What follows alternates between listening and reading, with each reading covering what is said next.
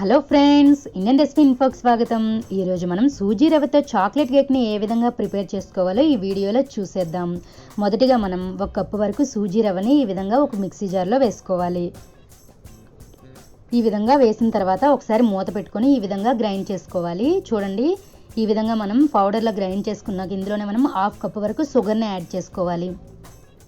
ఇందులోనే ఒక 1/2 కప్పు వరకు పెరుగును కూడా యాడ్ చేసుకోవాలి. అలాగే ఇందులోనే మనం కొద్దిగా అంటే ఒక 100 ml వరకు ఆయిల్ని కూడా యాడ్ చేసుకోవాలి. ఇందులోనే ఒక 3 స్పూన్ల వరకు కోకో పౌడర్ని కూడా యాడ్ చేసుకోవాలి, అంటే చాక్లెట్ పౌడర్. దీనివల్ల మనకు కలర్ వచ్చేస్తుంది. అలాగే 1/2 బౌల్ వరకు పాలను కూడా యాడ్ చేసుకొని మూత పెట్టుకొని దీన్ని బాగా గ్రైండ్ చేసుకోవాలి. చూడండి, ఈ విధంగా మంచిగా కలిసేలా గ్రైండ్ చేసుకున్నాక దీన్ని ఒక బౌల్లోనికి వేసుకోవాలి. మూత పెట్టుకొని ఒక 30 నిమిషాల పాటు పక్కకు పెట్టేయాలి. ఒక 30 నిమిషాల తర్వాత ఈ విధంగా ఒకసారి మంచిగా మిక్స్ చేసుకోవాలి. చూడండి, ఈ విధంగా ఒకసారి మంచిగా మిక్స్ చేసిన తర్వాత 1 స్పూన్ వరకు బేకింగ్ పౌడర్, అలాగే ఒక 1/2 స్పూన్ వరకు సాల్ట్ని కూడా యాడ్ చేసుకోవాలి. సాల్ట్ అనేది ఆప్షనల్ మాత్రమే. ఈ విధంగా రెండింటిని యాడ్ చేసిన తర్వాత ఒకసారి బాగా బీట్ చేసుకోవాలి. దీన్ని 1 నిమిషం పాటు ఈ విధంగా బీట్ చేసుకోవాలి. ఈ విధంగా మంచిగా మిక్స్ చేసుకొని దీన్ని ఒక పక్కకు పెట్టేయాలి. ఈలోగా మనం స్టవ్ మీద ఒక గిన్నె పెట్టుకొని అందులో కొద్దిగా ఇసుక వేసుకోవాలి. ఇసుక వేసుకొని అడుగు భాగాన్ని ఈ విధంగా చేత్తో మంచిగా స్ప్రెడ్ చేసుకోవాలి. ఈ విధంగా స్ప్రెడ్ చేసిన తర్వాత ఏదైనా ఒక స్టాండ్ కిందకి పెట్టుకోవాలి.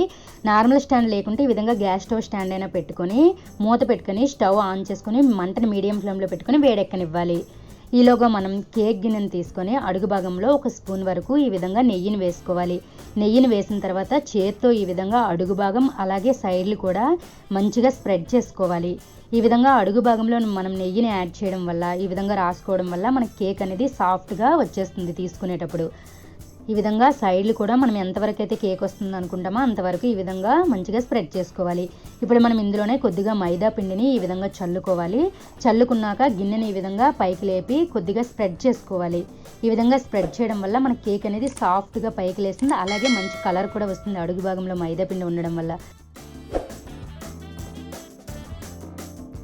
ఇప్పుడు మనం ముందుగా రెడీ చేసుకున్న కేక్ బ్యాటర్ని ఇందులో వేసుకోవాలి. చూడండి, ఈ విధంగా మనం ఈ బ్యాటర్ని అంతా వేసుకున్నాక గిన్నెకి అంచులు తగలకుండా వేడిగా ఉంటుంది కాబట్టి ఈ విధంగా పెట్టుకొని మూత పెట్టుకొని ఒక 30 నుంచి 40 నిమిషాల పాటు మీడియం ఫ్లేమ్లో పెట్టుకొని ఉడికించుకోవాలి.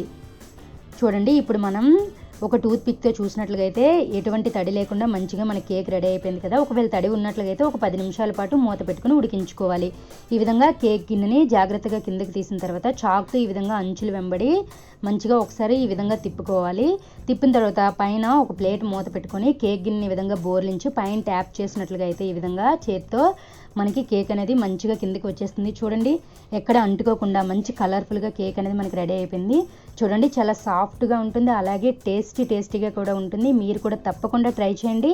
ఎలా వచ్చిందో మాకు కామెంట్ రూపంలో తెలియచేయండి. మరిన్ని లేటెస్ట్ వీడియోస్ కోసం మా ఛానల్ని సబ్స్క్రైబ్ చేయడం మాత్రం మర్చిపోకండి. మా వీడియోని చూసినందుకు ధన్యవాదాలు.